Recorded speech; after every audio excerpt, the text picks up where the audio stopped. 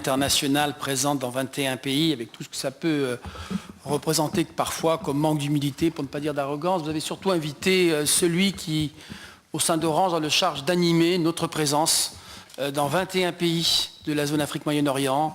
Dans chacun de ces pays, il y a des conseils d'administration, il y a 21 000 salariés, dont moins de 60 expatriés. Donc c'est aussi, je le dis ici, à la fois une grande entreprise qui permet de mutualiser les moyens, l'innovation, les ressources, mais c'est aussi un modèle de gouvernance sans doute différent de ceux d'autres opérateurs et dont on est très fiers et dont je partage d'ailleurs avec un certain nombre de personnes ici présentes qui siègent à nos conseils d'administration la responsabilité, l'animation et le suivi. Voilà, c'est ma façon à moi de vous présenter un petit peu le point de vue dans cette conférence de l'opérateur que nous sommes. Bien sûr, quand on parle opérateur, on pense connectivité. Et je suis de ceux qui continuent à dire que le premier de nos devoirs, la première de nos responsabilités, c'est effectivement la connectivité. Et toutes les interpellations dont elle fait l'objet, sur la qualité de la couverture, sur les conditions d'accès au prix, sont pertinentes. Ça ne veut pas dire que je ne pourrais pas vous dérouler de nombreux exemples de baisse des prix, de compétition, de progression de la connectivité dans le cadre des cahiers des charges, auxquels évidemment nous adhérons. Je pense que ce n'est pas le lieu et l'objet, mais je crois que l'interpellation dont les opérateurs font l'objet sur la connectivité doit rester assez centrale parce qu'encore une fois, trop d'Africains n'ont pas d'accès à la connectivité, trop d'Africains ne peuvent pas avoir accès, j'allais dire, à l'Internet aujourd'hui parce que tout simplement les réseaux n'existent pas, même si, il faut le rappeler aussi, un Africain sur deux est dans un territoire et peut avoir accès au mobile, quand 1 sur 3, 1 sur 4 a accès à l'eau et à l'électricité. C'est ça tout le paradoxe de notre domaine. Il y a une énorme avancée, une énorme attente des besoins. Je suis aussi frappé de ce qui se passe en moment, et on ne peut pas ne pas partager une pensée pour eux, toutes ces populations réfugiées qui vivent le drame humain que l'on sait. Une des premières choses qu'elles demandent, évidemment, après l'esquisse d'un toit et un peu de support, c'est effectivement la connectivité. Je pense à toutes ces équipes qui, j'allais dire, en font aujourd'hui, toutes ces ONG qui les accompagnent et qui en font un besoin élémentaire.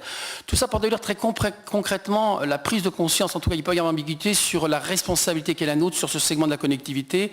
Je sais les attentes des États ici présents et je sais aussi le devoir qui est le nôtre de trouver les conditions de progrès. Mais quand je parle de connectivité, je parle sans doute de ce qui pourra apparaître assez vite, l'un des métiers des opérateurs.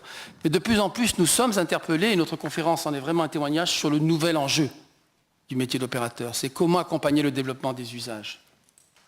Aujourd'hui, encore une fois, je ne veux pas abuser de cette prise de parole pour en faire une promotion d'Orange. Ce que je dis pour Orange est vrai pour MTN en particulier. Il y a 2 grands opérateurs qui en Afrique ont vraiment fait de le développement des usages du numérique une des clés de leur développement. Mais aujourd'hui, on parlait tout à l'heure, Gilles parlait du soutien aux agriculteurs.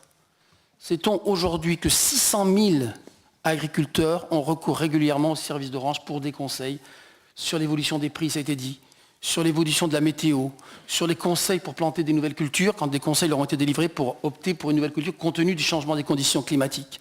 Donc cette réalité du nouveau développement numérique, de cette nouvelle mission des opérateurs d'aller sur cette chaîne du numérique, elle est en cours aujourd'hui, à travers l'agriculture, c'était dit, à travers l'énergie. Les progrès des technologies, il faut le rappeler, rendent aujourd'hui accessible l'électrification en zone rurale dans des conditions qui n'avaient rien à voir avec celles d'il y a encore 5 ou 10 ans. Mais qui est le mieux placé ? Qui dispose d'un réseau de 700 000 revendeurs en proximité pour accompagner ces nouveaux services électriques? Qui, à travers le paiement sur mobile, peut permettre à des populations, non pas un abonnement mensuel hors de prix, mais un paiement à l'acte lorsqu'à un moment donné, on a un besoin particulier d'accès à l'électricité? Et je parle d'électricité, j'aurais pu vous parler contenu. Comment faire en sorte que demain, on sorte du schéma de l'abonnement payé qui existe pour une partie de la population, mais qui exclut une grande partie de la population au profit d'un accès au contenu télévisuel qui permet effectivement, à un moment donné, dans un lieu donné, d'accéder à ce contenu via des systèmes de paiement sur mobile. Donc c'est vrai que les opérateurs, parce qu'ils ont déployé dans leur métier de base, assurer la connectivité en transmission, sont des acteurs qu'il est légitime d'interpeller sur leur responsabilité par rapport à ce nouvel enjeu de la transformation digitale de l'Afrique, basé sur les nouveaux services. Voilà, donc je ne vais pas revenir sur éducation et santé, mais en tout cas, c'est pour moi, de mon point de vue, en tout cas pour Orange, c'est clairement une responsabilité, le nouveau champ de contractualisation, j'ose ce terme, avec les États, après encore une fois que nous continuons à rendre et à améliorer le service de connectivité. En tout cas, les opérateurs, très clairement, doivent prendre cette responsabilité. S'ils ne le font pas, d'autres le feront, sur d'autres modèles, ça a été dit, notamment des modèles linguistiques très différents, des modèles qui ne se préoccuperont absolument pas de la présence de contenus locaux par les nouveaux outils de diffusion massive. Et c'est aussi tout ça l'avantage d'être effectivement un opérateur présent dans les pays avec des structures, des responsabilités animées en proximité. Donc, sur ce thème de la transformation numérique digitale de l'Afrique, je dis oui, les interpellations sont légitimes, notre copie est loin d'être parfaite, on en est parfaitement conscient. Avec beaucoup d'humilité, je ne veux jamais articuler de chiffres parce que je me fais interpeller sur le gros opérateur que nous sommes. Mais la réalité, c'est quand même celle-ci, je vais la partager en 4 secondes avec vous. C'est 900 millions d'euros investis chaque année par Orange. Et encore une fois, mes autres compétiteurs, collègues, opérateurs font des investissements sur l'ensemble de la zone. Je suis tout à fait prêt à confronter ce chiffre global des remontées de dividendes pour tuer quelques mauvais débats sur ces grands opérateurs qui s'enrichissent. Non, grâce au ciel, la régulation, les équilibres, les responsabilités politiques font que le débat est beaucoup plus équilibré que certains voudraient le présenter parfois. À l'inverse, je me dois aussi dans ma responsabilité de dire qu'on voit bien qu'aujourd'hui en Afrique, nous sommes confrontés à une diversité de situations. C'est la limite de notre conférence. L'accès au numérique, les conditions de développement sont très différentes entre différents pays. Mais de ce point de vue, je ne peux pas, ou je manquerai à mon devoir par rapport à toutes ces entreprises qui croient en Afrique, qui y investissent, je manquerai à mon devoir si je ne signalais pas des diversités de politiques qui, en matière d'environnement, réglementaire, fiscal, peuvent peser très lourdement sur le développement du numérique en Afrique. Il faut avoir la responsabilité de le dire, quitte à être interpellé vivement. Je veux dire aujourd'hui qu'en Afrique, il y a 2 grandes situations. Un certain nombre de pays ont fait le choix de considérer que le numérique permettait la croissance et le développement et les recettes publiques, recettes fiscales associées à ces développements et à ces ressources. D'autres pays ont fait le choix effectivement d'une logique pure court-termiste, je me permets de la qualifier ainsi un peu brutalement, de surfiscalité du secteur, de prélèvements immédiats, au risque de freiner considérablement ce développement. Vous savez, c'est aussi la franchise et l'amitié de le dire. 2 grands opérateurs internationaux ont comme politique de se retirer d'un certain nombre de pays d'Afrique. Ils le disent, ils l'affirment. Mais vous savez que Orange, qui a fait un choix différent, a bénéficié d'ailleurs de cette opportunité pour reprendre nos activités dans 3 pays récemment. Mais derrière cette décision de grands opérateurs, il y a aussi les limites de dispositifs sur lesquels on est passé un peu brutalement d'un système qui, sur des bases monopolistiques, insuffisamment concurrentiel, a pu capter une part excessive de la valeur, à un système qui aujourd'hui, c'est-à-dire, ne permet pas le développement économique dans des bonnes conditions des opérateurs. Donc oui, ayant l'essai de le dire, des pays font passer, j'ai un exemple que j'aime bien citer, les taxes douanières sur les mobiles, camions mobiles. Elles sont de 40% dans certains pays. Il n'y a pas de secret.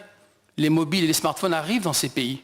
Elles ne transitent pas par la douane. D'autres pays ont pris la décision, ils sont présents autour de cette table, de passer de 40% à 8% la taxe sur les équipements de smartphone. Certains pays, alors même que les nouvelles technologies de contournement existent, ont pris la décision de taxer les appels internationaux entrants, au prix évidemment d'un effondrement des appels internationaux et d'une accélération des transferts sur les autres moyens technologiques.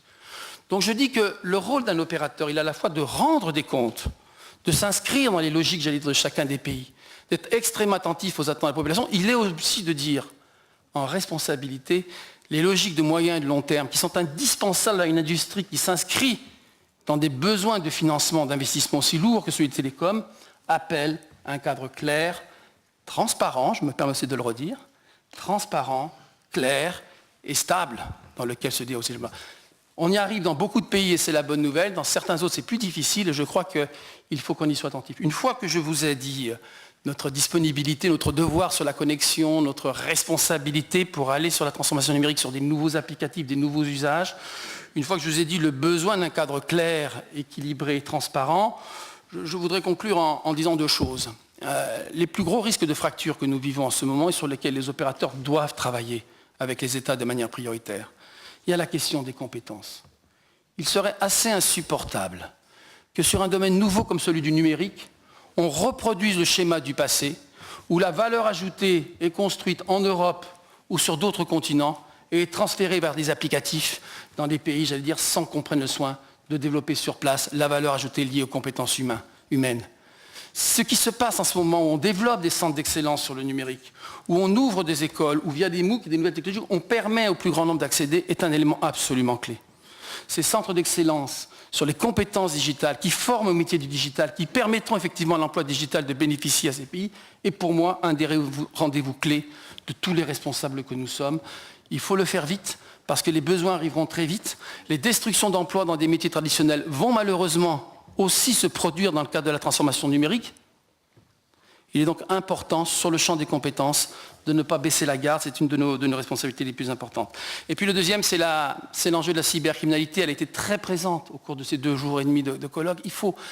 Là encore, ça requiert des niveaux d'excellence, des niveaux d'agilité, qui ne sont pas toujours nos caractéristiques essentielles. Je pense en particulier aux grands opérateurs, mais pas seulement.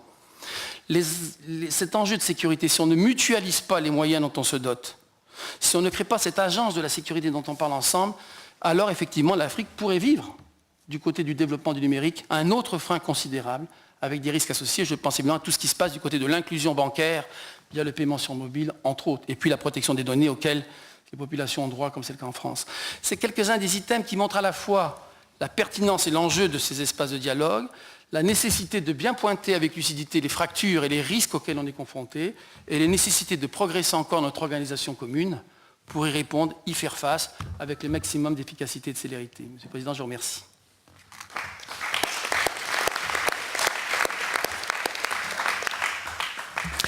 Merci beaucoup, Monsieur le Directeur Général. Je vous rejoins entièrement sur un certain nombre de sujets, dont un qui est très très épidermique pour ce qui nous concerne, qui est la cybersécurité. Il ne vous aura pas échappé qu'on a failli disparaître il y a maintenant 17 mois. Merci beaucoup.